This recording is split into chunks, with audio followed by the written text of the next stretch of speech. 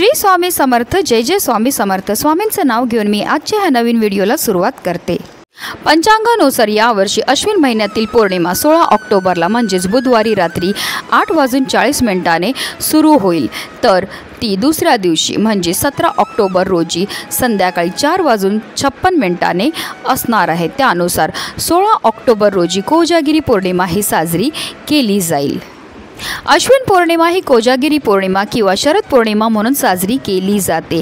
यास मांडी पौर्णिमा असेही म्हणतात। ही शरद ऋतूतील अश्विन महिन्यात येते। या दिवशी चंद्र पृथ्वीच्या सर्वात जवळ असतो। ह्या दिवशी करणाऱ्या व्रताला कोजागर व्रत म्हणतात। या दिवशी उपवास करून रात्री लक्ष्मी व ऐरावत रूढ इंद्र यांची पूजा करावी। या पूजेनंतर रात्री चंद्राला आटीव दुधाचा नैवेद्य दाखवायचा असतो। दूध आटून त्यात केशर, पिस्ता, बदाम, चारोळी, वेलदोडे, जायफळ वगैरे गोष्टी घालून तसेच साखर घालून नैवेद्य दाखविला जातो। देव व पितर यांना नारळाचे पाणी व पोहे समर्पण करावे, तसेच ते आप्तेष्टांसह स्वतःही सेवन करावे। दुधात मध्यरात्री पूर्ण चंद्राची किरणे पडू देतात आणि ते दूध मग प्राशन केले जाते। उत्तर रात्रीपर्यंत जागरण केले जाते। अशी आख्यायिका सांगितली आहे की या दिवशी उत्तरात्री साक्षात माता लक्ष्मी चंद्रमंडळातून पृथ्वीवर उतरते व लक्ष्मी देवी येऊन कोजागरीत असे विचारते, म्हणून या दिवसाला कोजागिरी म्हणतात। या दिवशी भक्त जागरण करतात व लक्ष्मी देवीच्या स्वागताकरता घरामध्ये, मंदिरामध्ये तसेच घाटावर दीप प्रज्वलित करतात। कोजागिरी पौर्णिमेच्या मध्यरात्री देवी महालक्ष्मी आपल्या कमलांमध्ये वर आणि अभय घेऊन भाविकतेने आपले व्रत करणाऱ्याला प्रसन्न होते। जो मनुष्य जागून माझी पूजा करत असेल त्याला मी अपार धनधान्य देईल असे ती म्हणते। दरवर्षी करण्यात येणारे हे व्रत लक्ष्मीला संतुष्ट करण्यासाठी केले जाते। त्याने लक्ष्मी प्रसन्न होऊन समृद्धी लाभते, पण मृत्यूनंतर परलोकातही सद्गती मिळते। तसेच कोजागिरी पौर्णिमेला धनाची देवी लक्ष्मीचा जन्मदिवस असतो, म्हणून या दिवशी धनप्राप्तीसाठी घरामध्ये सुख समृद्धीसाठी अनेक उपायसुद्धा केले जातात। आणि म्हणूनच आपल्याला कोजागिरी पौर्णिमेच्या दिवशी लवंगांचा अतिशय प्रभावी उपाय करायचा। हा उपाय केल्यामुळे आपली कितीही कठीणातील कठीण इच्छा असेल ती सुद्धा ताबडतोब पूर्ण होणार आहे। घरामध्ये चहूबाजूने पैसा हा येऊ लागेल, ज्यामुळे आपल्या संपूर्ण कुटुंबाची भरभरून अशी प्रगती होणार आहे। अतिशय प्रभावी असा हा उपाय आहे, ज्याबद्दल सविस्तर आणि महत्त्वाची अशी माहिती मी तुम्हाला या व्हिडिओमध्ये देणार आहे। तर व्हिडिओ पूर्ण पहा आणि जर तुम्ही माझ्या चॅनलवर नवीन असतील तर चॅनलला सबस्क्राईब करा आणि शेजारी बेल आयकॉन सुद्धा प्रेस करा आणि कमेंटमध्ये श्री स्वामी समर्थ लिहायला अजिबात विसरू नका।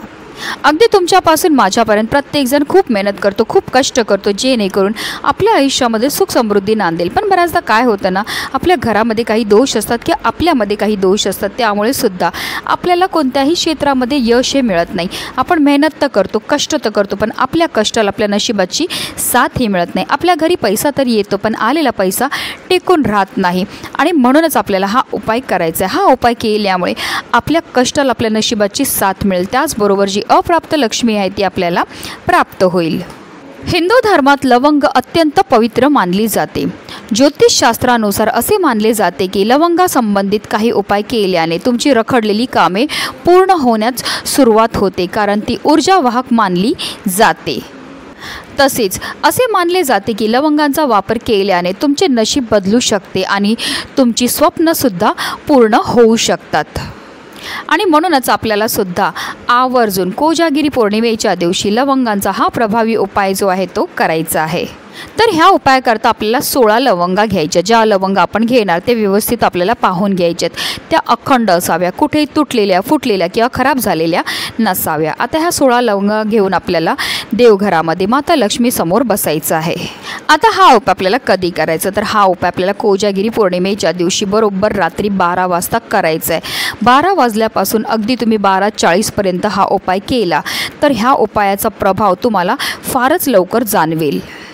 आता ज्यांना काही कारणास्तव रात्री हा उपाय करणं शक्य नाही झालं, तर पौर्णिमा ही दुसऱ्या दिवशी म्हणजे 17 ऑक्टोबरला संध्याकाळी 4:56 समाप्त होणार आहे। तर तुम्ही 17 ऑक्टोबरच्या संपूर्ण दिवसभरामध्ये सुद्धा हा उपाय जो आहे तो करू शकता। आता हा उपाय सुरू करायच्या अगोदर आपल्याला एक दिवा हा प्रज्वलित करायचा आहे। ह्याकरता तुम्ही एक मातीची पंती घेतली तरीही चालणार आहे किंवा तुम्ही कणकेपासून दिवा तयार केला तरीही चालणार आहे। ह्या दिव्यामध्ये आपल्याला 2 वातीची 1 वात करून लांब वात ही टाकायची। तसेच हा उपाय आपण इच्छापूर्ती करता, लक्ष्मी प्राप्ती करता करतो, म्हणून आवर्जून ह्यामध्ये आपल्याला शुद्ध गाईचं तूप हे टाकायचं आहे। तसेच ह्या दिव्यामध्ये आपल्याला चिमूटभर हळदसुद्धा टाकायची। आता आपल्याला एक प्लेट घ्यायची, प्लेटवर आपल्याला मूठभर तांदूळ ठेवायचे आणि त्यात तांदळावर आपल्याला हळद कुंकू अर्पण करायचं आणि त्या तांदळावर जे आहे आपल्याला हा दिवा जो आहे तो प्रज्वलित करून आपल्या देवघरामध्ये असणाऱ्या माता लक्ष्मी समोर ठेवायचा आहे। दिवा प्रज्वलित करून झाल्यानंतर आपल्याला ज्या पण वस्तू माता लक्ष्मीला अति प्रिय त्या आपल्याला अर्पण करायच्या आहेत। आपल्याला माता लक्ष्मीला हळद कुंकू अक्षदा अर्पण करायच्या, धूप दीप अगरबत्ती दाखवून घ्यायची, तसेच त्यांना प्रिय असणाऱ्या वस्तू आपल्याला अर्पण करायच्या। जसं की तुम्ही गुलाबाचं फूल अर्पण करू शकतात, कमळाचं फूल अर्पण करू शकतात किंवा अगदी तुम्ही जास्वंदीचं फूल अर्पण केलं तरीही चालणार आहे। त्यानंतर आपल्याला 2 वाटी घ्यायच्या आहेत। ह्या वाट्या ज्या आपण घ्यायच्या त्या आपल्याला स्टीलच्या घ्यायच्या आहेत, प्लास्टिकच्या वस्तू अजिबात वापरू नका। एक वाटीमध्ये ज्या आपण 16 लवंगा घेतलेल्या त्या आपल्या जवळ ठेवायच्यात आणि एक रिकामी वाटी जी आहे ती आपल्याला माता लक्ष्मी समोर ठेवायची आहे। आता एक लवंग आपल्या उजव्या हातामध्ये आपल्याला घ्यायची आहे आणि आपल्याला 1 वेळा महालक्ष्मी अष्टकमचं पठण करायचं आहे। आपल्या मनातली इच्छा बोलायची आहे आणि ती लवंग जी आहे, जी वाटी आपण माता लक्ष्मी समोर ठेवली आहे त्यामध्ये ठेवायचं आहे। पुन्हा दुसरी लवंग आपल्या उजव्या हातामध्ये घ्यायचं आहे, 1 वेळा महालक्ष्मी अष्टकमचं पठण करायचं आहे। आपल्या मनातली इच्छा बोलून ती लवंग माता लक्ष्मी समोर ठेवलेल्या वाटीमध्ये ठेवायची। अशा रीतीने आपल्याला 16 वेळा महालक्ष्मी अष्टकमचं पठण करायचं आहे। 16 वेळा आपल्या मनातली इच्छा बोलून त्या लवंगा ज्या आहेत त्या माता लक्ष्मी समोर अर्पण करायच्या आहेत। महालक्ष्मी अष्टकमची सेवा ही अतिशय उच्च कोटीची सेवा आहे। ही सेवा केल्यामुळे आपल्या घरामध्ये सुख, समृद्धी, ऐश्वर हे कायम टिकून राहतं व माता लक्ष्मीची अखंड कृपा ही आपल्यावर होत असते।